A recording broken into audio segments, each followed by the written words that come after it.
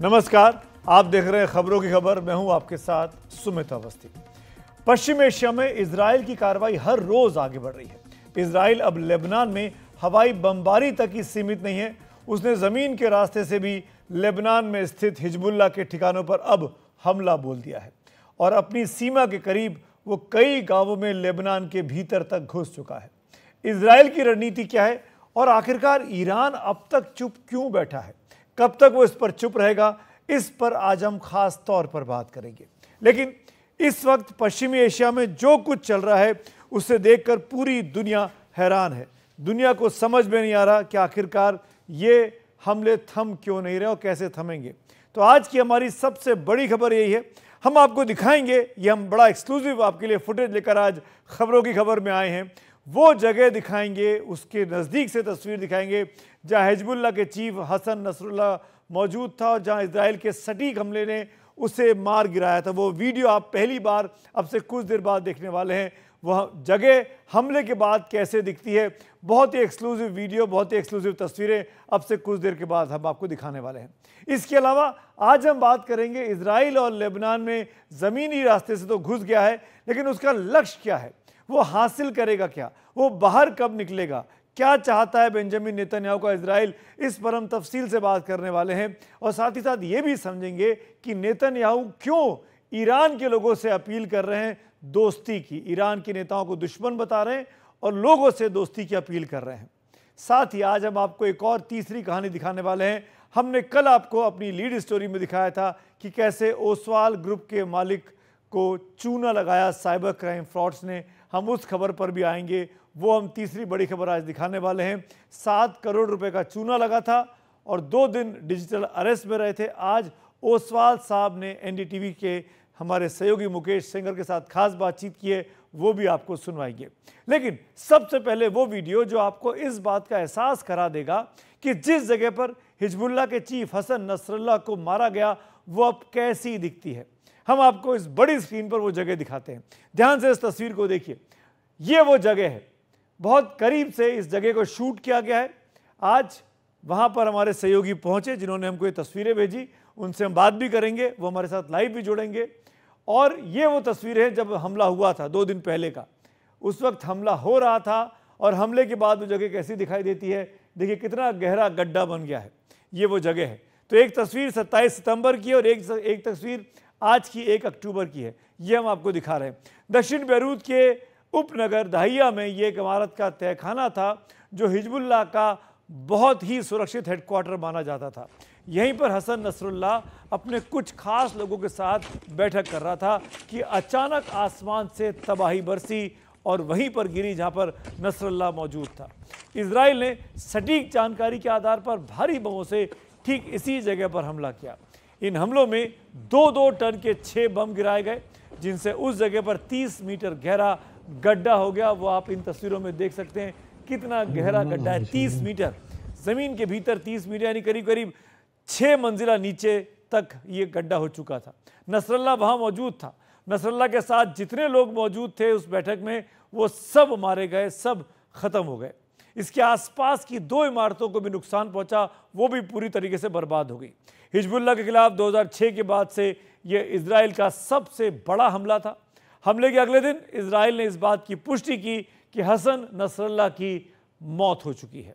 ये वो तस्वीरें हैं, 2 तस्वीरें, एक 27 सितंबर की और ये ताज़ा तस्वीर जो आज हमको वहाँ से भेजी गई है हमारे सहयोगियों के द्वारा। बैरूत में इसी जगह पर हमारे सहयोगी पत्रकार सरबेज रहुल्ला रिजवी जिन्होंने तस्वीर हमको भेजी है वो हमारे साथ मौजूद हैं। सरबेज रहुल्ला रिजवी उसी जगह पर मौजूद हैं जहाँ पर ये हमला हुआ था। सरबेज हिंदी बोल लेते हैं उर्दू का इस्तेमाल करते हुए। शुक्रिया सरबेज हमसे बात करने के लिए। आप उस स्पॉट पे गए थे जहां पर ये हमला हुआ था, क्या देखा आपने, क्या स्थिति थी वहां पर? हाँ देखिए, ये जो आपने जो वीडियो देखा, जो वीडियो वायरल हो चुकी थी सोशल मीडिया में, ये वो वीडियो है जो बेरूत के साउदर्न सबर्ब जो जिसका नाम जाहिया है, साउदर्न जाहिया मतलब this southern suburb of Beirut का नाम है, जो मेरे पीछे ही है वो जो जाहिया का नाम जो नेबरहुड एरिया है। इधर इस वीडियो उस जगह का है। आपको मालूम है कि इसराइल ने इस ऑपरेशन के हवाले से 85 tons of bunker buster bombs use की है। Each bombs were like 1 ton bombs, मतलब हर एक बम को 1000 किलोग्राम का वेट था, और almost more than 80 bombs have been used by Israel to assassinate and kill the commander of and the secretary general of Hezbollah. ये आपको पता होना चाहिए कि हिजबुल्लाह सिर्फ एक मिलिट्री पार्टी नहीं है। हिजबुल्लाह एक पॉलिटिकल पार्टी है, एक रजिस्टर्ड पॉलिटिकल पार्टी है लेबनान में, और एक ऑर्गेनाइजेशन है जिसको एक मिलिट्री विंग भी है। और सैयद हसन नसरुल्लाह सिर्फ हिजबुल्लाह का जो मिलिट्री विंग है उसका कमांडर नहीं था, वो इस ऑर्गेनाइजेशन का जो एक ऑथराइज्ड ऑफिशियल ऑर्गेनाइजेशन लेबनान में है उसका सेक्रेटरी जनरल था। ये इन दिनों में जो हम अभी चल रहा है, अभी हम इसके इंतजार में है कि देखेंगे कि सैयद हसन नसरुल्लाह के फ्यूनरल कब होने वाला है। इस बम्बार्डमेंट के हवाले से कई बंदे शहीद हुए उसी जगह में, और ये पता है ना, मतलब 85 टन्स ऑफ बम जब एक जगह पे डालते हैं, एक नेबरहुड पे डालते हैं, तो उसपे कोई ये टारगेट किलिंग नहीं है। मतलब उन लोगों ने टोटल एरिया को इन लोगों ने डिस्ट्रॉय की ताकि अपने जो मकसद थे उस तक वो पहुंच जाए। एक चीज तो और आपसे जानना चाहेंगे, इंफॉर्मेशन कैसे मिली कि हसन नसरुल्लाह वहां मौजूद है? ये क्या कोई ह्यूमन इंटेलिजेंस था या कोई इलेक्ट्रॉनिक डिवाइस का सर्विलांस था? कैसे पता लगा होगा? देखिए, अभी कई एनालिसिस इसके हवाले से है। ये सिर्फ ये वाला नहीं है, इससे पहले जो पेजर अटैक हो, उसके बाद जो वॉकी-टॉकी अटैक हुआ, उसके बाद जो टारगेट किलिंग का स्टार्ट हुआ, इसके हवाले से कई एनालिसिस है। एक बहुत ही पावरफुल एनालिसिस ये कि इंटेलिजेंस मतलब आर्टिफिशियल इंटेलिजेंस के हवाले से उन लोगों ने ये लोकेट की है।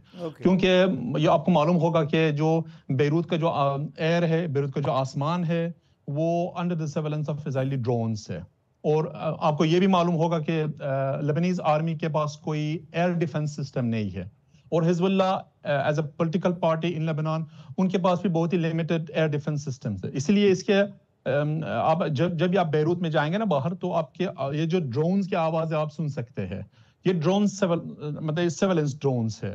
ये कुछ भी मतलब कोई भी मूवमेंट को ट्रैक कर सकता है। उसके बाद मतलब जरूर पॉसिबल है कि मतलब कोई इन्फिल्ट्रेशन भी होगा ताकि उसके जरिए से इनको खबर शायद एक चीज और सरबेज, आपने वो स्पॉट देखा होगा जहां पर हम जो तस्वीर दिखा रहे हैं, जो वीडियो वायरल हो चुका है अब, जहां पर 30 मीटर गहरा गड्ढा बन गया उस बमों के गिरने से। 30 मीटर मतलब करीब करीब 6 या 7 फ्लोर जमीन के नीचे। क्या इस हद तक नीचे बेरूत में तहखाने बने हुए हैं? जाहिया एरिया में, क्योंकि हिजबुल्लाह को क्योंकि हिजबुल्लाह को ऑलरेडी पता था कि ये पॉसिबल है कि वो उन पर अटैक हो जाए, तो उन लोगों ने अपनी जो मेन हेडक्वार्टर थे वो टिपिकली वो अंडरग्राउंड ही थे, क्योंकि अपर ग्राउंड में कोई ये नहीं था, मतलब कोई सेफ्टी नहीं था। तो अब सूरत हाल ये है कि अंडरग्राउंड में भी कोई सेफ्टी ऐसे नहीं रह गए है। और ये भी नहीं जाना है कि मतलब जो बंकर बस्टर्स इजराइल ने यूज की वो अमेरिकन वेपन्स है। पिछले 12 महीने में अमेरिका ने जो भी हथियार इसराइल को जरूरत था उनको फीड किया। 85 bombs of bunker busters. Actually उन लोगों ने पूरा एक मोहल्ला को डिस्ट्रॉय किया ताकि हिजबुल्लाह को टारगेट किलिंग करेंगे, तो उसमें वो सक्सेसफुल थे, इसमें कोई शक नहीं है। तो उनको एक जनरल आइडिया था कि कहां पर पॉसिबली हो सकता है। और ये भी आपको मालूम होना चाहिए कि जिस दिन पे लोगों ने अटैक की, तो पहले राउंड में, उसके बाद भी शाम तक राउंड्स ऑफ अटैक्स जारी रहे, ताकि उनको ये पॉसिबल था कि अगर उन लोगों ने हिजबुल्लाह की कमांडर का मतलब उसका जो अगर इंजर्ड हुआ है, कहीं और जगह पर उनको डिस्प्लेस हुआ है, तो उस जगह पर भी वो अटैक करेंगे। तो मतलब एक पूरा एरिया पे लोगों ने अटैक की ताकि वो अपने मकसद तक पहुंच जाए। जी सरवेज, एक चीज और जानना चाहेंगे, अब सिचुएशन क्या है? क्योंकि इजराइल लगातार अटैक कर रहा है, बहुत से लोग सदर्न लेबनान से मूव कर गए नॉर्दर्न लेबनान की ओर, बहुत से इनोसेंट भी इस तरह की बम्बार्डमेंट में मारे गए होंगे जो मासूम लोग हैं। अभी सिचुएशन क्या है? क्या हिजबुल्लाह का सपोर्ट है अभी वहां पर मौजूद? देखिए, अभी साउथ लेबनान, ईस्ट लेबनान और साउथ बेरूत, साउथ लेबनान जो बॉर्डर के पास है, और ईस्ट लेबनान जो हिजबुल्लाह का एक लोकल टेक एरिया है, और जो साउथ ऑफ बेरूत जो लेबनान का कैपिटल है, इन 3 जगह से डिस्प्लेस हो चुकी है। All together base of the statistics लगता है कि शायद लगभग 10 लाख बंदे डिस्प्लेस हो चुकी है। मैंने कई जगह पे देखा, मतलब ये लोग जो डिस्प्लेस हो चुके हैं, ये होटल्स में है, या मतलब मिसाल के तौर पर स्कूल्स में है, या पब्लिक हॉल्स में है, वो अभी उनका लाइफ उधर ही चल रहा है जैसे एक रेफ्यूजी का लाइफ है। और उसके साथ साथ ये भी एक पॉइंट है कि कई बंदे वो मासूम थे जो शहीद हुए और मारे गए इस बम्बार्डमेंट में। हत्ता वो जो पेजर वाला अटैक भी था ना, आपको वो भी मालूम होगा कि कई जो मेडिकल टीम क्रू थे वो भी पेजर यूज करते थे। लेबनान का माहौल ऐसा ही है कि वो पेजर ऐसा नहीं है कि कुछ ऑड है या यूज नहीं करेंगे। जैसे इंडिया में यूज नहीं होता है पेजर, इंडिया में लगभग 20 साल पहले यूज होते थे, कई और सिटी कंट्रीज में ऐसा ही है, मगर लेबनान में ये होते थे क्योंकि लेबनान में कम्युनिकेशन का एक मसला है। तो उसमें भी कई बंदे मतलब जो सिविलियंस थे मतलब उसमें इंजर्ड हुए या उनका जो डेथ हुआ। तो ह्यूमैनिटेरियन के लिहाज से एक बड़ा क्राइसिस है। और जो भी इधर मेडिकल सेंटर्स थे उन पे बहुत ही रश था और बहुत ही मतलब क्योंकि एक ही टाइम पे 200, 300, 400, 500, 1000, 2000 बंदे जो ये इंजर्ड हो जाएंगे तो बहुत ही मतलब प्रेशर डालते हैं। ये तो मतलब ये जो ह्यूमैनिटेरियन क्राइसिस का मसला है। अब सवाल ये रहेगा कि आया लोग जो इधर है वो अब भी हिजबुल्लाह का सपोर्ट करते हैं। देखिए हिजबुल्लाह के एक बैकग्राउंड है जो टिपिकली लेबनीज शिया कम्युनिटी में, शिया मुस्लिम कम्युनिटी में उनका बैकग्राउंड है और उनके रूट्स है। उनमें अगर जाएंगे तो ऐसा नहीं लगता कि कोई फर्क है। हाँ, उनके सैयद हसन नसरुल्लाह के शहादत के बाद बहुत ही एक दुख है, बहुत ही एक शॉकिंग न्यूज़ थे, मगर उसके बावजूद उनका जो इमोशंस है, जो इंथुसियाज्म है वो अभी यही है कि हमको रिटेलिएट करना है और इजरायली एग्रेशन के खिलाफ लड़ना है। आपको ये भी मालूम होगा कि साउदर्न लेबनान में कल से, जैसा आपने भी स्टार्टिंग में बता दिया, ग्राउंड ऑपरेशन स्टार्ट हो चुकी है कल से, based on the reports of IDF, Israeli army के बिना पे उधर ग्राउंड ऑपरेशन भी स्टार्ट हो चुकी है। साथ ही साथ पॉइंट है कि आज ही सुबह हिजबुल्लाह ने तेल अवीव पे 10 मिसाइल्स अटैक की, जिन 10 मिसाइल्स में कई मिसाइल्स टारगेट पर हिट हुआ और इंटरसेप्ट नहीं हुआ। आज तक पॉइंट ये था कि मतलब इजरायली जो हिजबुल्लाह के जो ऑपरेशन थे वो नॉर्दर्न इजराइल पे कंसंट्रेट थे, मगर अब ये है कि वो सिर्फ नॉर्दर्न इजराइल पे कंसंट्रेशन नहीं करते, हिफा और हिफा के बाद जो तेल अवीव है जो हेडक्वार्टर ऑफ इजराइल है उस पर भी अटैक हुआ है और उसमें इंजर्ड भी है, शायद कैजुअलिटीज भी है। ये भी आपको मालूम है ना, इजराइल की तरफ से एक मिलिट्री सेंसरशिप चल रहा है, मतलब मिलिट्री सेंसरशिप के बना पे कोई न्यूज कैजुअलिटीज के हवाले से विदाउट परमिशन वायरल नहीं होता है। उधर बहुत ही मतलब लिमिटेड न्यूज आप बाहर आते हैं, तो वो भी मालूम नहीं कि क्या सिचुएशन है। मगर हिजबुल्लाह ने अनाउंस किया, आज जो ऑफिशियल स्टेटमेंट ऑफ हिजबुल्लाह आज था, उन लोगों ने अनाउंस किए हमने एक न्यू ऑपरेशन स्टार्ट किया जिसका टाइटल और जिसका नाम खैबर ऑपरेशन है। खैबर ऑपरेशन के बना पे हिजबुल्लाह ने कई टारगेट्स किए, 8200 यूनिट जो मतलब जो एस्पिनाज यूनिट है और जो स्पाइंग यूनिट है आईडीएफ में, उस पे अटैक हो चुकी है। गलीलोत बेस पे अटैक हो चुकी है और तेल अवीव में कई सेंसिटिव पॉइंट्स पे अटैक हो चुकी है, जिसका मतलब रिजल्ट्स आएंगे। अभी लगभग 1 घंटे पहले मेरा पीछे ही एक अटैक हुआ, मतलब जाहिया पे एक जगह था जो अज़हरा हॉस्पिटल के साथ था, उधर एक अपार्टमेंट पे अटैक हुआ। लगता है कि शायद उधर कोई और टारगेट किलिंग का ऑपरेशन, यानी सर्वेज हम ये कह सकते तो देखना है कि आज हम तक क्या हो जाएगा। इस मोमेंट पर हम ये कह सकते हैं कि इजराइल ने जो नसरल्लाह को मारा, उसका रिटेलिएशन में अब लेबनान से भी हिजबुल्लाह के लोग तेल अवीव को, इजराइल को निशाने पर ले रहे हैं। ऑपरेशन खैबर, जैसा कि आपने नाम बताया। शुक्रिया, अपना ध्यान रखिएगा, हम आपके साथ बात करते रहेंगे वक्त पर। बहुत बहुत शुक्रिया हमसे बात करने के सरबेज रहूल्ला, शुक्रिया, थैंक यू रिजवी साहब। आगे बढ़ेंगे इस बुलेटिन में, हम कुछ और चीज़ों को भी डिस्कस करना चाहेंगे और ये भी आपको दिखाना चाहेंगे कि आखिरकार ये जो पूरा मामला इतना ज़्यादा पश्चिम एशिया में टेंस हो गया है, वो आगे किस दिशा की ओर बढ़ता जा रहा है। आखिरकार ये हमला हुआ कैसे था जो नसरल्लाह को जिसने ख़त्म किया। रिपोर्ट्स के मुताबिक ईरान के किसी मुखबिर ने इजराइल को हिजबुल्लाह चीफ के ठिकाने के बारे में जानकारी दी थी। इससे पता चलता है कि मोसाद का नेटवर्क कितना बड़ा है। इसी सब के बीच एक और खबर ने सनसनी फैलाई है और खबर यह है कि ईरान के पूर्व राष्ट्रपति महमूद अहमदीनेजाद ने यह कहकर सबको चौंका दिया कि ईरान की एंटी मोसाद इंटेलिजेंस एजेंसी का एक पूर्व बॉस भी मोसाद का ही एजेंट था। ये ईरान की सीक्रेट सर्विस की एक खास यूनिट है जिसे इजराइल की खुफिया एजेंसी मोसाद के ईरान के अंदर खुफिया नेटवर्क से निपटने के लिए तैयार किया गया था और उसका चीफ खुद मोसाद का जासूस निकला। महमूद अहमदीनेजाद ने CNN तुर्क को एक इंटरव्यू में जानकारी दी।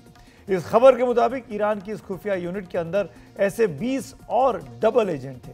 ये सभी डबल एजेंट ईरान के अंदर कई ऑपरेशंस के लिए जिम्मेदार थे, जैसे ईरान के न्यूक्लियर दस्तावेज चोरी करना, ईरान के कई न्यूक्लियर साइंटिस्ट को मारना, उसके बाद ये ईरान से इजराइल भाग गए। खास बात यह कि महमूद रियाद द्वारा ये जानकारी जून 2024 में फिर से ईरान के राष्ट्रपति पद के लिए उनकी उम्मीदवारी के खारिज होने के बाद आई है। इस बीच इजराइल ने हिजबुल्लाह के खिलाफ अपने अभियान को आगे बढ़ा दिया है। इजरायली सेना दक्षिणी लेबनान में हवाई हमलों के बाद अब जमीनी रास्ते से भी अंदर दाखिल हो चुकी है। रिपोर्ट्स बताती हैं कि सोमवार को लेबनान के सीमांत गांवों से आगे बढ़ते हुए इजराइल की सेना को किसी विरोध का सामना नहीं करना पड़ा। इजराइल की सेना ने इससे पहले अपनी उत्तरी सीमा पर बसे लेबनान के एक इलाके में छापे भी मारे, जहां से हिजबुल्लाह इजराइल में घुसने की रणनीति बना रहा था। इजराइल सीमा पर लेबनान में ऐसे करीब 70 ऑपरेशन पिछले कुछ महीनों में कर चुका है, जहां उसकी स्पेशल ऑपरेशंस के 20 से 30 कमांडो की टीम रात के वक्त गई और हिजबुल्लाह के कई ठिकानों को बर्बाद कर दिया। इसी दौरान इजराइल ने इन इलाकों की खुफिया जानकारी भी हासिल की।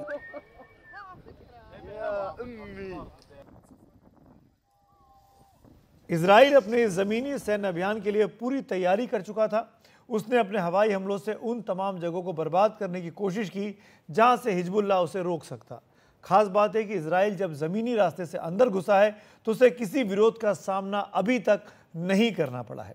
ये बात कई जानकारों को हैरत में भी डाल रही है। हिजबुल्लाह की इलीट रदवान फोर्स उसके सामने क्यों नहीं आई, क्यों उसको रोका नहीं, या फिर वो उसकी मदद कर रहे हैं जो अंदर तक इजरायली सेना को आने दिया। इस सब के बीच अमेरिका में व्हाइट हाउस के एक अधिकारी के मुताबिक ईरान किसी भी समय बैलिस्टिक मिसाइलों से इजराइल पर अब हमला कर सकता है। अमेरिका को इस बात के संकेत मिले हैं कि ईरान इजराइल पर मिसाइल हमले की तैयारी कर रहा है और यह हमला कभी भी हो सकता है। अमेरिका इस हमले में इजराइल की मदद की तैयारी कर रहा है। अमेरिका का कहना है कि इजराइल पर ईरान के सीधे हमले के नतीजे भयानक हो सकते हैं और अमेरिका इजराइल की मदद के लिए जो संभव हो सकेगा वो जरूर करेगा। उधर इजराइल के प्रधानमंत्री बेंयामिन नेतन्याहू सैन्य रणनीति के अलावा मनोवैज्ञानिक रणनीति पर भी काम कर रहे हैं। नेतन्याहू ने ईरान के लोगों को दिए एक संदेश में कहा कि ऐसे वक्त जब इजराइल तेहरान के हिजबुल्लाह जैसे मुकुटों से लड़ रहा है तो वो ईरान के आम लोगों के साथ खड़ा है। नेतन्याहू ने कहा कि संदेश में ईरान के नेतृत्व को ईरान की आम जनता से अलग कर दिखाने की कोशिश के तौर पर देखा जा रहा है। उन्होंने एक वीडियो मैसेज में ईरान के लोगों से कहा कि एक सत्ता जो आपको दास बनाए हुए है और लेबनान और गाजा की सुरक्षा की बात करती है, वो हमारे इस पूरे इलाके को अंधेरे और एक बड़े युद्ध में गहरा झोंक रही है। नेतन्याहू ने कहा कि मैं जानता हूं कि आप हमास और हिजबुल्लाह के हत्यारों और बलात्कारियों का समर्थन नहीं करते हैं, लेकिन आपके नेता लोग ऐसा करते हैं। आपको इनसे बेहतर लोग चाहिए। ईरान के लोगों को पता होना चाहिए कि इजराइल के साथ खड़ा वो खड़े हैं। नेतन्याहू ने कहा कि पश्चिम एशिया में ऐसी कोई जगह नहीं है जहां इजराइल की सेना नहीं पहुंच सकती और ईरान की कठपुतलियों को खत्म किया जा रहा है। सुनते हैं नेतन्याहू का यह बयान जो उन्होंने ईरानी नागरिकों के लिए रिकॉर्ड करके रिलीज किया है। Our two ancient peoples, the Jewish people and the Persian people, will finally be at peace. Our two countries, Israel and Iran, will be at peace. When that day comes, the terror network that the regime built in 5 continents will be bankrupt, dismantled. Iran will thrive as never before. Global investment, massive tourism, brilliant technological innovation based on the tremendous talents that exist inside Iran. Doesn't that sound better than endless poverty, repression, and war? From Qom to Isfahan, from Shiraz to Tabriz, there are tens of millions of good and decent people with thousands of years of history behind them and a brilliant future ahead of them. Don't let a small group of fanatic theocrats crush your hopes and your dreams. You deserve better. Your children deserve better. The entire world deserves better. I know you don't support the rapists and murderers of Hamas and Hezbollah, but your leaders do. You deserve more. The people of Iran should know Israel stands with you. May we together know a future of prosperity and peace. आपको बता दें कि इससे पहले Israel ने Lebanon के लोगों से भी कहा था कि हिजबुल्लाह उन्हें ढाल बना रहा है। उनके घरों और गैराजों में हिजबुल्लाह ने बम और मिसाइल रखी हुई है। वो रॉकेट और मिसाइल हमारे लोगों पर हमला करने के लिए हैं और अपने लोगों को बचाने के लिए हमें भी हथियार निकालने होंगे। इसीलिए आप ऐसी जगहों से पहले ही हट जाएं। यानी ऐसी अपील नेतन्याहू लेबनान के लोगों से भी कर चुके हैं, जो आज वो जो ईरान के साथ कर रहे थे। तो पश्चिमी एशिया के पूरे बदलते घटनाक्रम पर बात करने के लिए दो खास मेहमान इस वक्त मेरे साथ हैं। बेनी बेनियामिन, स्वागत है आपका। पूर्व सैनिक हैं, इजराइल के पूर्व सैनिक हैं, IDF के लिए काम कर चुके हैं और सबसे अच्छी बात है हिंदी में बात करते हैं। आपका स्वागत है बेनियामिन साहब। और वाइलेस अवाद साहब जुड़ रहे हैं, जो कि पश्चिम एशिया के जानकार हैं, हमारे शो में अक्सर आते रहते हैं। अवाद साहब, welcome to the show, thank you so much for being with us. आप दोनों का बहुत बहुत स्वागत है। आप दोनों हिंदी में बात करेंगे। मेरा पहला सवाल बेनी साहब आपसे ही है और मैं आपसे जानना चाह रहा हूँ, ये लड़ाई जा कहाँ रही है, ये सिचुएशन क्या दिखाई दे रही है इस वक्त? मेरे ओपिनियन से ये लड़ाई आफ्टर वी गो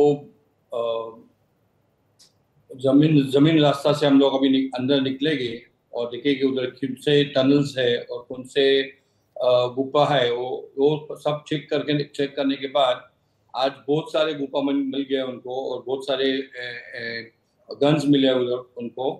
तो I think that will be the end. We want that no army of Lebanon will be there first of all, and second उन लोग लितानी रिवर जो है उसके वो साइड में, नेक्स्ट साइड में, वेस्ट साइड में, इस साइड में नहीं मिलते। और हम लोग को जब ये होएगा तो we can bring our 70,000 people to their houses, जो हम लोग एक साल ऑलमोस्ट 11.5 मंथ्स हम लोग को उन लोग शूटिंग करते हैं उधर से।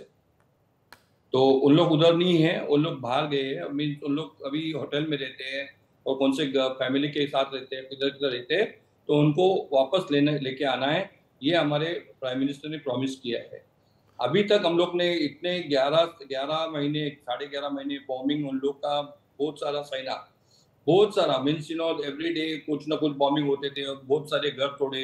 ऐसे स्मॉल विलेजेस भी है क्या पूरे गायब हो गए शूटिंग करने के बाद। तो इजराइल कुछ बोला नहीं, because we were busy in Gaza and we were telling them please stop it. उन लोग ने स्टॉप नहीं किया और हम लोग को कुछ बाकी रह गया ही नहीं। जब हम लोग ने चालू किया, जो पहला बीपर के साथ ये हो गया, फिर बाद में वॉकी टॉकी के साथ हो गया, तब भी उन लोग को वार्निंग दिए क्या स्टॉप इट। वो बोला नहीं, you will stop the Hamas war, then we will stop the. पर बेनी साहब, बेनी जी, जो इन्फॉर्मेशन आ रही है आज भी लेबनान की तरफ से हमले हुए टेल अवीव पर, और वो सीधे टेल अवीव को टारगेट करने की कोशिश कर रहे हैं। अभी तक तो बॉर्डर इलाकों को करते थे, वो टेल अवीव तक जाने की कोशिश कर रहे हैं। कुछ भी नहीं हो गया। Only some bombs went to the sea and there were no casualties at all in Tel Aviv at all. ठीक है, मैं आपकी बात मान लेता हूँ फेस वैल्यू पर, लेकिन बेनी साहब मैं आपसे कुछ और बड़े क्रूशल टॉपिक पे बात करना चाहता हूँ, और वो ये कि आप लेबनान के अंदर में चले गए, आपने ग्राउंड अटैक भी शुरू कर दिया, इनकर्जन्स कह लीजिए, इन्फिल्ट्रेशन कह लीजिए, लेकिन अब आप लेबनान के अंदर में हैं। सवाल ये कि बाहर निकल पाएंगे क्या, और निकल पाएंगे तो कब निकलेंगे? क्या लेबनान पर कब्जा करने की तैयारी है इजराइल की? हम लोग ने किसके साथ कभी कब्जा करने के ये ख्वाब देखे नहीं। हम लोग उन लोग का ऐसा ख्वाब है कि इजराइल इधर से वैनिश हो जाएगा, उन लोग का ख्वाब है, हमारा ख्वाब नहीं है। हम लोग को मांगता है कि इजराइल जो अभी जा रहे हैं लेबनान में, I think with in I can't say how much time, but it will be very less time, because also we have force from other countries not to invade Lebanon, and we are not trying to invade Israel in Lebanon. Lebanon is actually a country. The people of Lebanon are wanting peace with us. These people are who are Hezbollahs. They are trying to put guns on the necks and trying to rule the country. No political party in the world has an army. You can agree with me that if you are really a government thing, you army government ke liye kya ho, fighting karna hai, fighting karo. But you can't be terrorist and you can say that I'm protecting Lebanon. That is not possible. Lebanese are having a proper army. They are having proper guns. They are having proper tanks. They can fight they can come, they can sign, they are authorized to do everything. One party or two parties in Lebanon assembly or Lebanon government, and he's telling that I having my own army. ऐसा थोड़ी होता है. तो India में भी सब army बनाएंगे, हम लोग भी सब आर्मी बनाएंगे, तो ऐसा हो सकता है नहीं कभी. तो they must understand one thing, that we are not fighting against the Lebanese people. We are not fighting against Houthi Yemen people. We are not fighting against Iraqi people. We are fighting against the terrorism that is holding them as how you call it?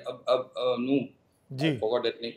Yeah. तो एक सवाल का जवाब और चाहूँगा, फिर आपको इजाज़त दूंगा, और वो ये कि आपको हिंदी कैसे आती है और आप कब काम करते थे इजराइल फोर्सेस के साथ, कितने साल पहले? 1970 में मेरे डैडी मुंबई से मेरे को इजराइल लेके आए 1970 में, और from 72 till 78 I was in the Israeli army. I was of course after the age of 18 we are forced to go to the army. That is nothing, we can't say no. Yeah, we must go. That's a mandatory. And we go proudly to the Israeli army, and that's how I'm here. And मेरे को हिंदी और मराठी, हिंदी तो you can see my Hindi, but Marathi I know fluently, and of course I'm very much with India. India is my motherland, don't forget that. Okay, thank you sir, thank you so much हमारे साथ जुड़ने के लिए. Benjamin Israeli force के लिए काम कर चुके हैं, इजराइल में रह चुके हैं, अभी मुंबई में हैं. आप कह सकते हैं कि भारतीय मूल के ज्यू होंगे बेनियामिन.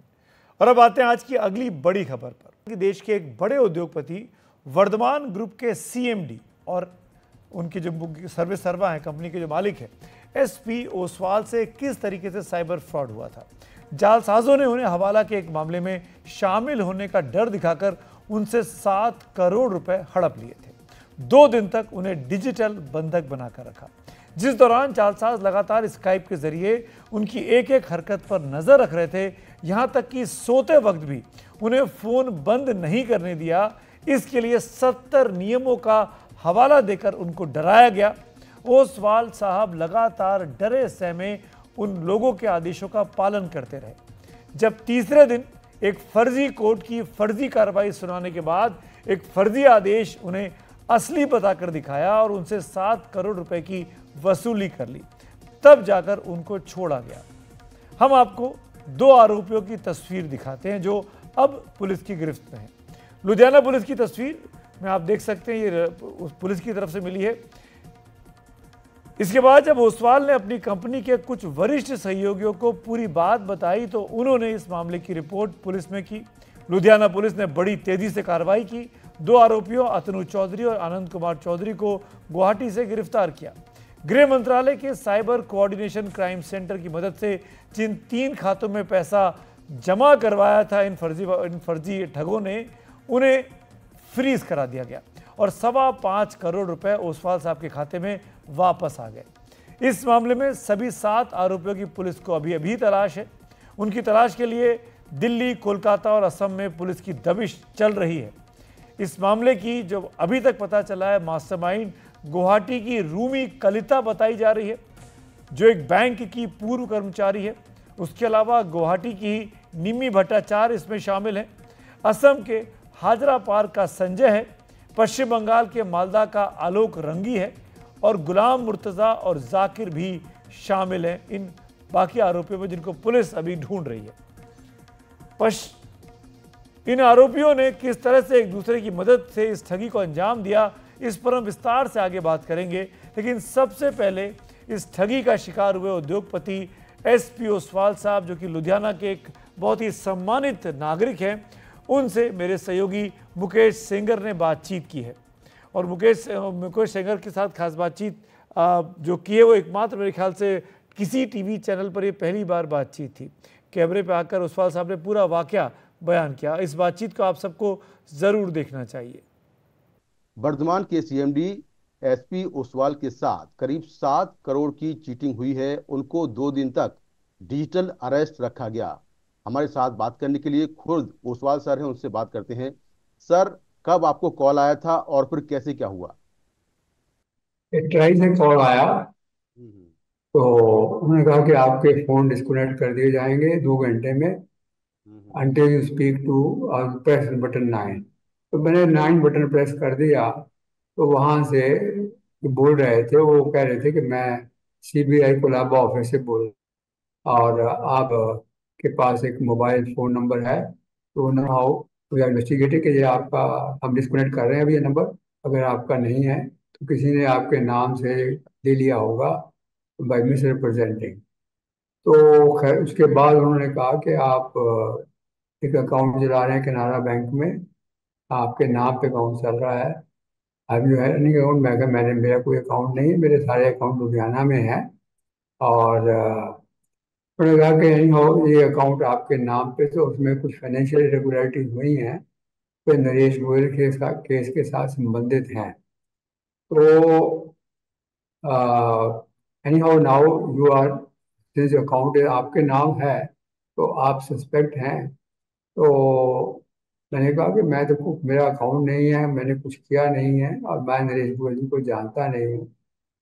तो उन्होंने कहा कि आप, उन्होंने आधार कार्ड से आपका नाम अकाउंट खुला हुआ है, तो आधार कार्ड उनके पास कैसे आ गया?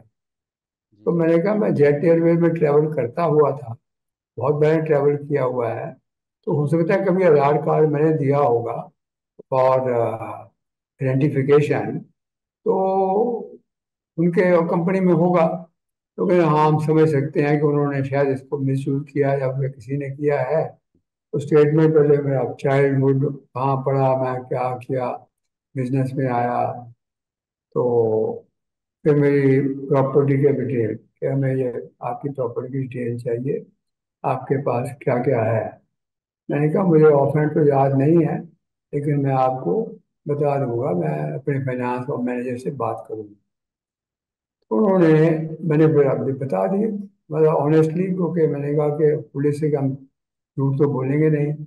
मैंने बता दिया कि इतना मेरा 10 करोड़ 11 करोड़ रुपया मेरा बैंक अकाउंट में है, बाकी मेरा म्यूचुअल फंड में है, शेयर इन्वेस्टमेंट्स हैं। उन्होंने वो स्टेटमेंट सारी रिकॉर्ड कर दी, और फिर उन्होंने एक एप्लीकेशन बनाई सुप्रीम कोर्ट के लिए। उन्होंने मुझे फिर कहा 1 घंटे 1.5 घंटे बाद कि मिस्टर ओसवाल, हमने ऑलरेडी आपके अपॉइंटमेंट सुप्रीम कोर्ट से टाइम ले लिया है, और चंद्रचूड़ जी जो चीफ जस्टिस हैं वो आपको पिटीशन सुनेंगे। हम तो 11 बजे 5 मिनट, 5 मिनट के बाद 11:5 पे, एंड अगले दिन कह रहे हैं सुप्रीम कोर्ट में वो सुनवाई हुई। उन्होंने कहा थोड़ा मिस्टर ओसवाल आप बेड पे मत रहिए, चेयर पे बैठ जाना, सुप्रीम कोर्ट के लिए थोड़ी डिग्निटी के लिए। मैंने कहा ठीक है। मैंने कपड़े कपड़े चेंज करके सुप्रीम कोर्ट, तो जज साहब तो मुझे नजर नहीं आए, लेकिन वो जैसे जज को बिहेव करता है, वो yes petition number so and so, case number so and so. तो फिर वो राहुल गुप्ता जी ने प्लीड किया कि ये मिस्टर ओसवाल जो लुधियाना के हैं, अभी सस्पेक्ट हैं, हमारी डिजिटल कस्टडी में हैं, और इनकी ये इन्वेस्टिगेशन है।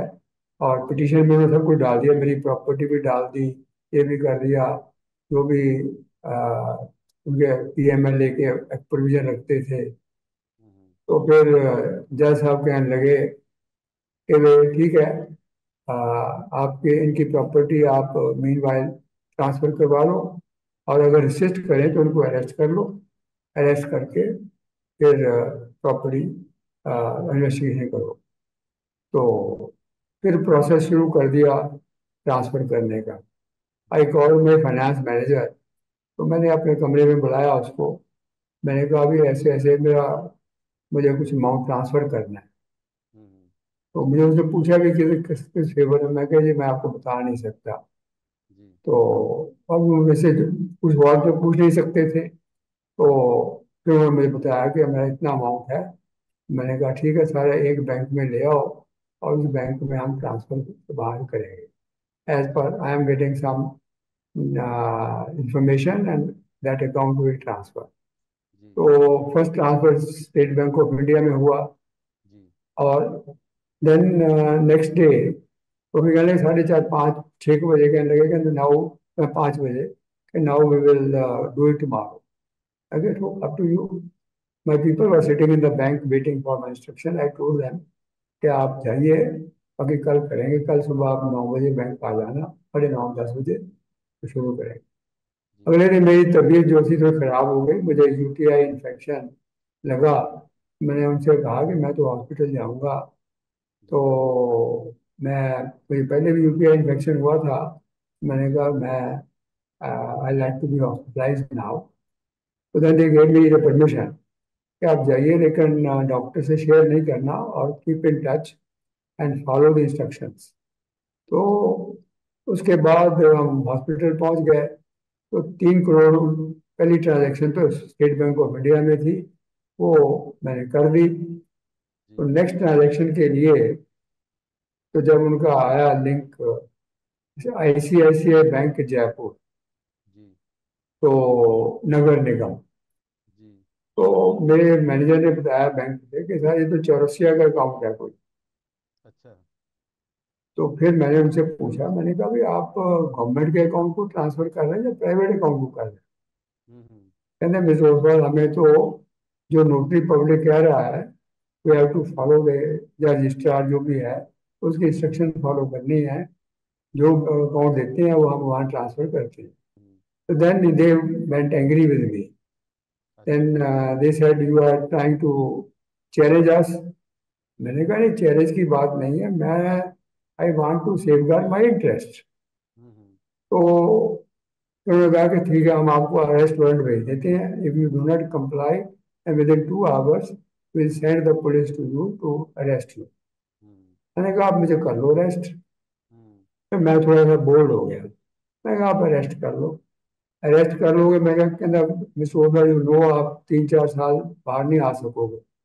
मैं कहा I am 52 year old, at best I will die in custody, doesn't matter, मैं कहा now my life is limited if so I challenge them completely. I say I am reconciled to this, if you wish you can arrest me. Then suddenly they could realize कि now it seems to be the end of the story. तो फिर उसके बाद मैंने भी phone नहीं उठाया, उन्होंने भी 1-2 बार फोन किया, मैंने उठाया ही नहीं फिर। और मैंने FIR शुरू कर दी था। तो उसी वजह शाम को फिर हम FIR लिखाई। I must acknowledge that the cyber crime was very efficient.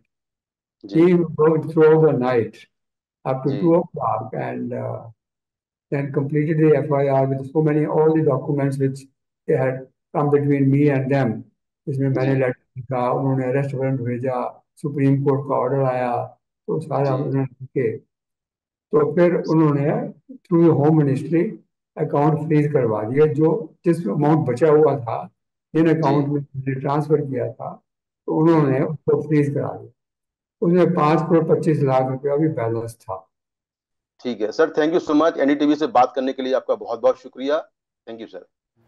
हैरानी इस बात की कि साइबर अपराधियों ने ओसवाल साहब को जो कागजात दिखाए, पहली नज़र में वो बिल्कुल असली जैसे दिखाई देते हैं। उन्हें जिस तरीके से तैयार किया गया था, उन्हें देखकर सामान्य आदमी के लिए उन्हें नकली बता पाना बहुत मुश्किल है। लेकिन फिर भी चोर कई गलतियां कर ही जाते हैं। हमारे सहयोगी मुकेश सिंह सेंगर बता रहे हैं कि इन दस्तावेजों में जो ओसवाल साहब को भेजे गए, दिखाए गए, कहां-कहां गड़बड़ियां पाई गई। वर्धमान ग्रुप के CMD SP ओसवाल को ठगों ने जो डॉक्यूमेंट्स भेजे, वो डॉक्यूमेंट्स देखकर कोई भी आम आदमी उन दस्तावेजों पर विश्वास कर लेगा, क्योंकि वो डॉक्यूमेंट्स काफ़ी हद तक असली दस्तावेजों से मिलते हैं। अब हम बारी बारी से उन सभी दस्तावेजों के बारे में बताते हैं जो कि SP ओसवाल को भेजे गए। तो सबसे पहले बात करते हैं इस ED के अरेस्ट ऑर्डर की। यहाँ पर देखिए, यहाँ पर एक ये ED का मोनोग्राम बना हुआ है, यहाँ पर लिखा है अरेस्ट ऑर्डर। और हम थोड़ा नीचे आते हैं तो यहाँ पर ED की एक मोहर लगी हुई है, यहाँ पर मुंबई पुलिस की मोहर लगी है, और यहाँ पर लिखा है arresting officer Neeraj Kumar, assistant director, directorate of enforcement Mumbai. अब इसमें जो नकली है वो क्या है, ये मुंबई पुलिस जो लिखा हुआ है ये इसमें गलत लिखा हुआ है, क्योंकि जो ED का डॉक्यूमेंट्स है उसमें केवल ED के स्टैंप होंगे, ED के अधिकारी का नाम होगा, उसमें मुंबई पुलिस नहीं हो सकता है। तो यहाँ पर ये फर्जी बड़ा हुआ है, लेकिन कोई भी आम आदमी इसको शायद नहीं समझ पाएगा। दूसरा है, यहाँ पर देखिए, ये है सुप्रीम कोर्ट का आदेश। ये जब उनसे चीटिंग हो रही थी, वो वीडियो कॉल पर थे, स्काइप पर थे, तो वहाँ पर एक फर्जी कोर्ट लगी और उस फर्जी कोर्ट में जो सुप्रीम कोर्ट के चीफ जस्टिस हैं उनको बिठाया गया। एक ठग जज बनकर बैठा और उसने पूरी सुनवाई के बाद ये एक आदेश निकाला जो कि एसपी ओसवाल को भेजा गया। अब ये आदेश देखिए, यहाँ पर देखिए ये फर्जी मोहर लगी है सुप्रीम कोर्ट एसोसिएशन, यहाँ पर आइए एक मोहर लगी है सुप्रीम कोर्ट एसोसिएशन, और नीचे आते हैं ये लाल डॉट का एक बड़ी सी मोहर है, यहाँ पर ये इंडिया का मैप है, सुप्रीम कोर्ट एसोसिएशन की एक स्टैंप है, इसके बाद सुप्रीम कोर्ट बार एसोसिएशन की एक स्टैंप है, और उसके नीचे आएंगे तो यहाँ पर देखिए ये सारे स्टैंप तो हैं ही, एक नोटरी की यहाँ पर स्टैंप है, और ये जो 3 रेवेन्यू टिकट हैं वो लगे हुए हैं। अब मैं आपको जो सुप्रीम कोर्ट का असली आदेश है वो दिखाता हूँ, उसकी कॉपी हमारे पास है, वो भी मैं आपको दिखाता हूँ। ये देखिए, ये है सुप्रीम कोर्ट का असली आदेश, जिसमें कोई भी स्टैंप नहीं लगा हुआ है, ऊपर केवल एक बार कोड है। ये सुप्रीम कोर्ट का असली आदेश है, ये इसमें बार कोड लगा हुआ है और बार कोड के नीचे एक डिजिटल साइन है, और बाकी ये सुप्रीम कोर्ट का आदेश है। इसमें कोई भी कहीं भी आपको कोई मोहर लगी हुई नज़र नहीं आएगी। लेकिन आम आदमी शायद इन चीज़ों को नहीं जानता है और इसी का जो फ़ायदा है वो साइबर ठग उठाते हैं। अब मैं बात करता हूँ एक और डॉक्यूमेंट्स की, जो पिटीशन है। ये देखिए, एक और डॉक्यूमेंट्स एसपी ओसवाल के व्हाट्सएप पर भेजा गया और ये है पिटीशन। इसमें देखिए, इसमें जो चीफ जस्टिस हैं उनका नाम लिखा हुआ है, उनका वर्सेस लिखा हुआ है एसपी ओसवाल, जबकि ऐसा नहीं हो सकता है क्योंकि जो केस होता है वो एसपी ओसवाल वर्सेस कोई पार्टी होती, लेकिन यहाँ पर सीधा नाम लिख दिया है चीफ जस्टिस का, जस्टिस धनंजय वाई चंद्रचूड़, उनका नाम लिखा हुआ है जो गलत है। दूसरा आधार नंबर लिखा हुआ है जो कि आमतौर पर आधार नंबर नहीं होता है। इसके अलावा आप नीचे आएंगे तो ये अशोक की लाट है, ये अशोक चक्र बना हुआ है, यहाँ पर और भी इस तरह के जो है अशोक की लाट लगी हुई है, जो कि रिट पिटीशन में ये चीज़ें नहीं होती हैं। रिट पिटीशन में ऐसा कोई भी इस तरह का अशोक की लाट नहीं होती है। तो ये यहाँ पर एक तरह से फर्जीवाड़ा किया गया और ये 3 अहम डॉक्यूमेंट्स भेजे गए एसपी ओसवाल को, जिससे कि वो डर जाएं और पैसे दे दें, और ऐसा ही हुआ। उन्होंने सुप्रीम कोर्ट की सुनवाई सुनी जो कि एक फर्जी कोर्ट लगी थी, और सुनवाई के बाद ये जो डॉक्यूमेंट्स सारे जो उनको मिले थे उनसे डरकर उन्होंने 7 करोड़ रुपए साइबर ठगों को दे दिए। अगर इस तरह के डॉक्यूमेंट कोई आपको बेवकूफ़ बना के फ़ोन पर इस तरह की चीज़ें भेजे, आपको बुद्धू बनाया, समझ जाइए कि ये फर्जीवाड़ा चल रहा है। इस तरीके से आरोपियों ने फर्जी दस्तावेजों के जरिए वर्धमान ग्रुप के सीएमडी को ठगा। पुलिस की अभी तक की तफ्तीश के मुताबिक सभी आरोपियों एक दूसरे से व्यक्तिगत मुलाकात नहीं है, लेकिन वो ऑनलाइन एक दूसरे से जुड़े हुए हैं। सबको जालसाजी की रकम का अलग अलग कमीशन मिलता रहा है। सभी पढ़े लिखे व्यक्ति हैं। जो 2 आरोपी अतनु चौधरी और आनंद कुमार पकड़े गए हैं वो जालसाजी के मास्टरमाइंड नहीं है। उनके अकाउंट में ठगी का पैसा आता था जिसका कमीशन उन्हें मिलता था। बैंक अकाउंट डिटेल के आधार पर ही ये दोनों शख्स पकड़े गए। एक आरोपी आनंद कुमार ने पुलिस को बताया कि वो किस तरह इस साजिश में शामिल था। इनसे सभी डिटेल्स इनसे बात करवाई तो उसने कहा कि ये गेमिंग का फंड है, इसके अंदर में जो गेमिंग खेलते हैं आजकल वो फंड आएगा, वो फंड में से आपको मिलेगा 15%। तो मैंने अतुल जी से बात करके कुछ पैसा मैं रखूंगा, मेरे साथ में जो रिंटू बोल लड़का वो बोला हम लोग साथ में मिलेंगे, तो 5% हम लोग का था, उसके में 2.5% हम लोग दोनों आदमी का था। फिर इन्होंने काम करने के बाद 2 CR का इन्होंने काम कर लिया 920 का, वो भी मुझे बताए बगैर 2 करोड़ 2 CR का करने का 9 करोड़ का, और इन्होंने काम कर लिया 920 का, वो भी मुझे बताए बगैर 9.20 CR का मुझे बताए बगैर मेरे से ओवरटेक करके ठीक कर लिया। मुझे पता भी नहीं चला। मुझे तो कुछ दिन बाद में पता चला कि इन्होंने कुछ काम किया है, तो मैं इनसे कंटेक्ट किया था, तो इन्होंने बोला कि आप शांति रहिए ना, सबको कुछ न कुछ मिलेगा। मैंने अकाउंट को ब्लॉक करा दिया, उन्होंने ये बात कहा था, तो ठीक है शांति रखेंगे। अतुल चौधरी ने कहा था हाँ कि मैंने अकाउंट को ब्लॉक करा दिया। हम लोग भी चेक कराए थे कि भाई सही में झूठ बोलते हैं ना, सही है, तो वहाँ सही में लिखा होता है कि कस्टमर है जो अकाउंट ब्लॉक कर चुका है। अब तक आप समझ ही गए होंगे कि साइबर अपराधी किस हद तक अपनी बुद्धि का इस्तेमाल कर रहे हैं, किस हद तक हमको बेवकूफ़ बना रहे हैं। साइबर क्राइम का हाल ये हो चुका है कि वो अब दुनिया का सबसे बड़ा संगठित अपराध बन चुका है। उसने नारकोटिक्स, जाली नोटों के काले धंधे को काफ़ी पीछे छोड़ दिया है। दुनिया में अमेरिका और चीन की अर्थव्यवस्था को छोड़ दें तो साइबर क्राइम की रकम अब दुनिया की तीसरी सबसे बड़ी अर्थव्यवस्था बन गई है, भारत की अर्थव्यवस्था से करीब 3 गुना ज्यादा। खास बात है कि साइबर क्राइम के अपराधियों के लिए कोई सीमा नहीं है, वो दुनिया के किसी भी कोने में बैठकर इस अपराध को अंजाम दे सकते हैं। मुंबई से हमारे सहयोगी सुनील सिंह की यह रिपोर्ट देखिए। डिजिटल पेमेंट के इस दौर में जरा सी लापरवाही आपको भारी पड़ सकती है। साइबर ठग आए दिन अपने शिकार फंसाने के लिए इंटरनेट और फोन के जरिए आप पर जाल फेंक रहे हैं। उनके शिकार किसी एक वर्ग विशेष तक सीमित नहीं है और उनकी साजिश के तरीके भी लगातार बदल रहे हैं। नतीजा, जालसाजों के जाल में अब सिर्फ बुजुर्ग और अनपढ़ ही नहीं, पढ़े लिखे युवा और बड़े कारोबारी भी फंस रहे हैं।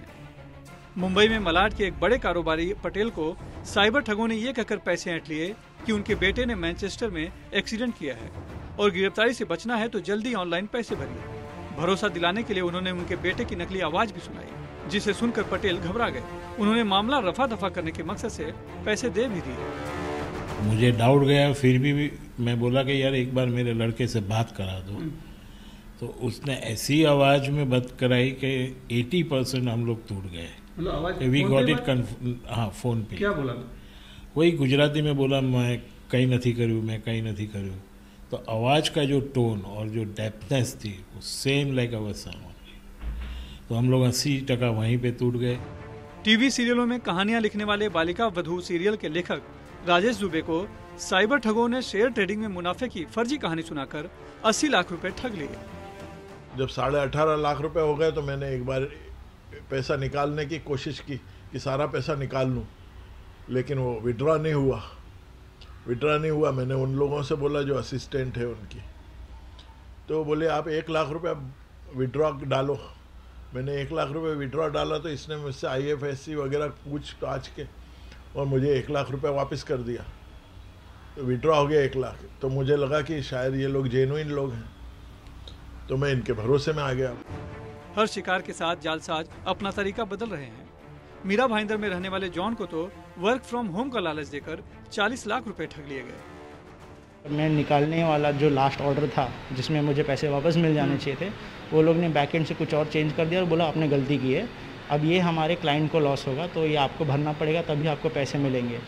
तो वो कब 1,000 से 10,000, 10 लाख, 10 लाख से 20 लाख, ऐसे पूरे करते करते ऑलमोस्ट 40 लाख में अटक गए।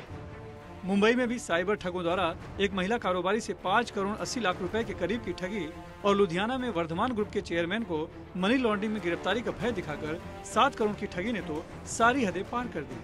वर्ल्ड इकोनॉमिक फोरम के मुताबिक साइबर क्राइम को आर्थिक लिहाज से देखें तो दुनिया की तीसरी सबसे बड़ी अर्थव्यवस्था बन गया है।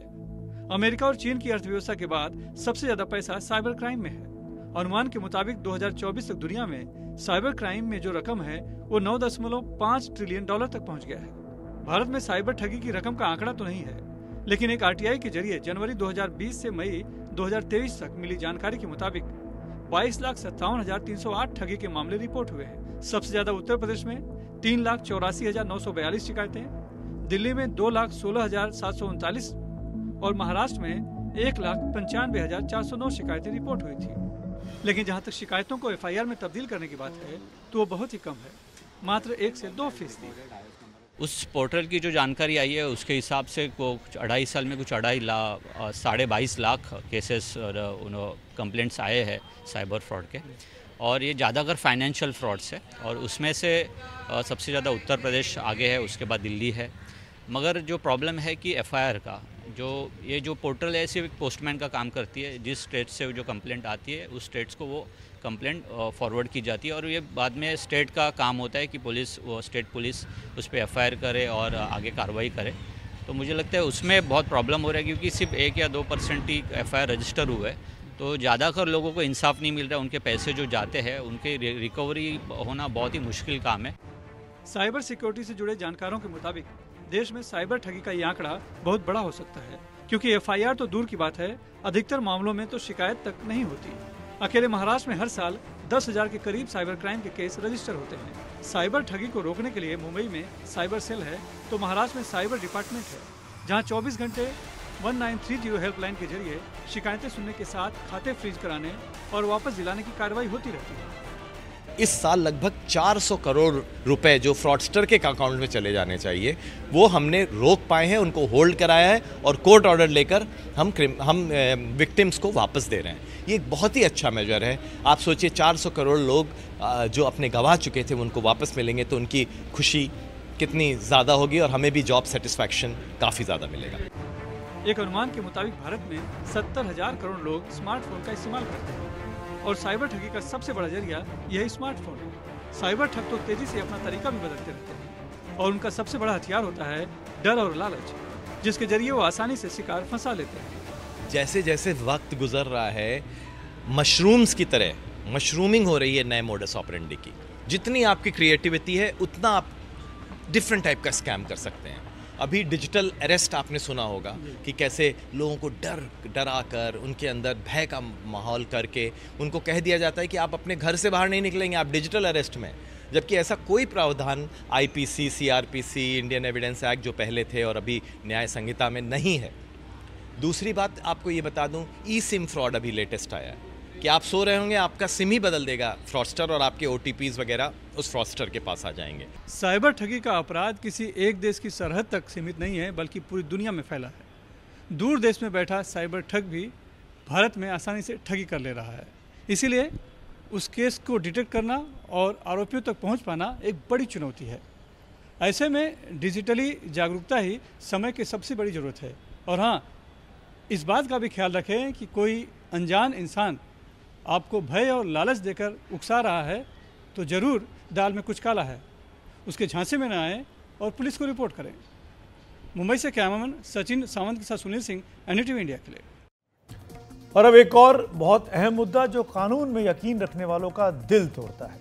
एक ऐसे वक्त जब कई मामलों में गिरफ्तार हजारों आरोपी जमानत के लिए कोर्ट का दरवाजा खटखटाकर परेशान रहते हैं और जब खुद सुप्रीम कोर्ट को कई बार निचली अदालतों को कहना पड़ता है कि जमानत नियम है और जेल अपवाद, तो कई ऐसे लोगों के जेल से पैरोल या फरलों पर बाहर आने को लेकर सवाल होते हैं जो गंभीर मामलों में सजा याफ्ता है। ऐसे ही एक नाम है डेरा सच्चा सौदा का प्रमुख गुरमीत राम रहीम का, जिसे एक बार फिर पैरोल मिल गई है।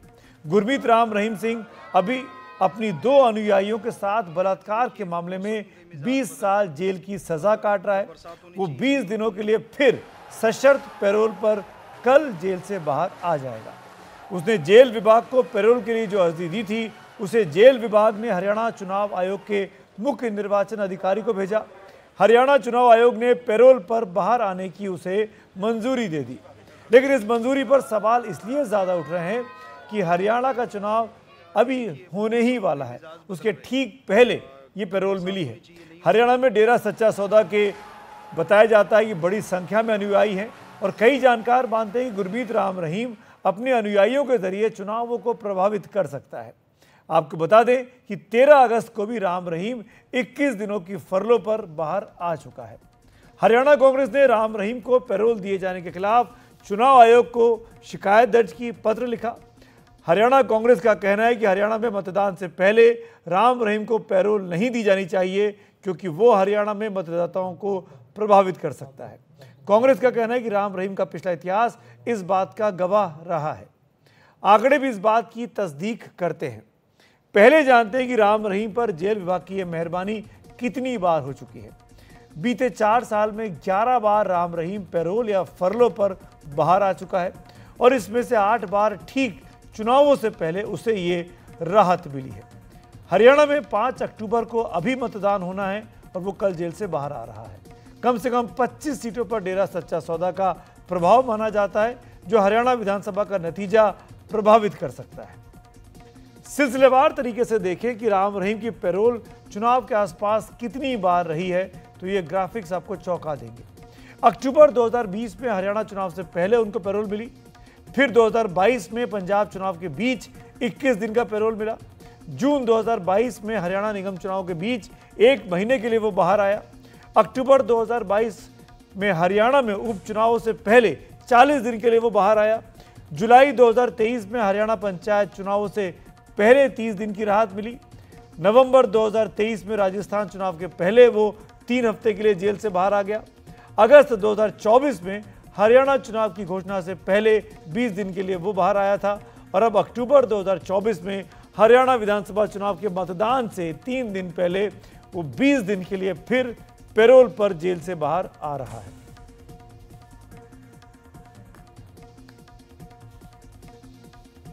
तो राम रहीम पर बहुत रहम है सरकार, क्यों आप समझ सकते हैं। आज खबरों की खबर में मेरे साथ फिलहाल इतना ही। शुभ रात्रि।